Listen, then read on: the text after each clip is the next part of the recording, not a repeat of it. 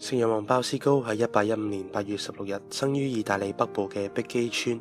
碧基村土地肥沃，居民大多務農為生。聖人喺2歲嘅時候喪父，4歲嘅時候就要參與家裏同埋田間嘅工作。佢嘅母親瑪加利大係一位非常虔敬上主嘅婦人，佢積極咁樣培育咗3個孩子去愛主愛人。鮑思高8、9歲嘅時候唔單止識得祈禱，而且識得帶領其他人去祈禱。佢經常以表演嚟娛樂村民同埋同伴，佢又從來都唔收取入場費，只係要求觀眾同佢一齊誦念天主經同埋聖母經作為代價，目的只係為咗使人歸向天主。喺9歲嘅時候，佢夢見一群不受管教嘅青年喺度口出惡言，咒罵天主，於是佢大打出手，希望能夠阻止佢哋。跟住有一個男子顯現喺佢面前，佢嘅面容發光，原來佢就係耶穌基督。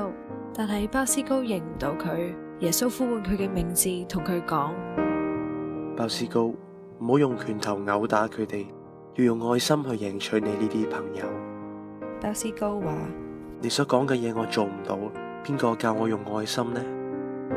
呢一個時候，聖母出現喺佢面前，佢和藹咁樣拉住鮑思高嘅手，咁話：你睇，呢一個就係你施愛心嘅園地，你應該成為一個謙遜、堅強同埋壯健嘅人去引領佢哋。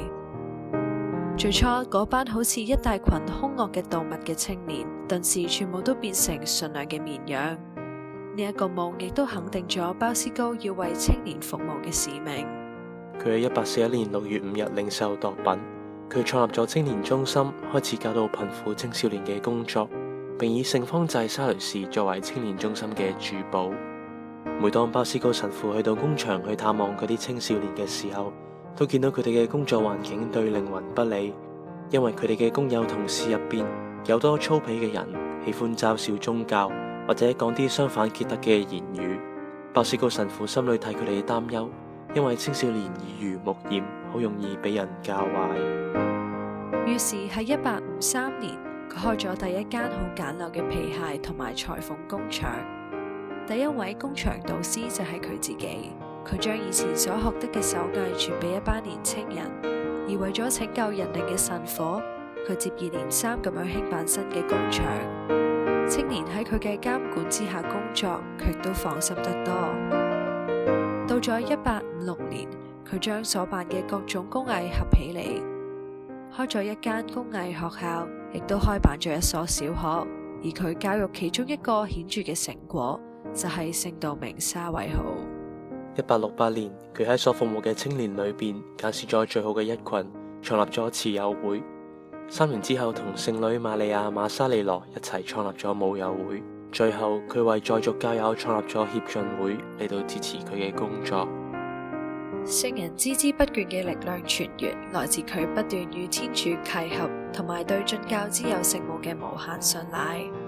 佢喺最後嘅日子所耿耿於心嘅，仍然係傳教救靈，口中亦都不時對來訪嘅人提及呢件事，並請佢哋為傳教士祈禱。佢話：幫助傳教工作係求得聖母進教之友賞賜恩典嘅最佳辦法。最終佢喺1888年1月31日逝世，呢一日亦都係佢嘅紀念日。